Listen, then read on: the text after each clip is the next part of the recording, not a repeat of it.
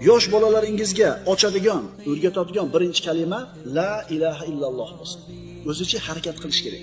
Shu kalimani bora o'rgatib qo'ymasin bolasiga. Fotihani bora o'rgatib qo'ymasin ko'chada. Nima uchun bunaqa deyapman?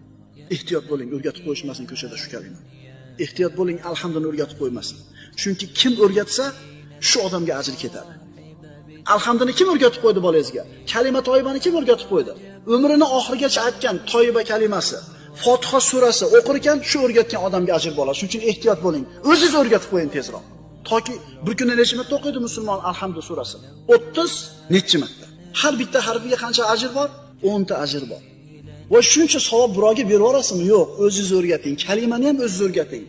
Fotiha surasini ham o'zingiz o'rgating. Agar vaqtingiz bo'lsa, albatta. Agar ko'chadan bo'shasangiz, agar televizordan bo'shasangiz, agar kompyuterdan yoki ulpatlardan, samovarlardan mabodo bo'shab qolsangiz, imkon bo'lib qolsa bir harakat qilib ko'ring.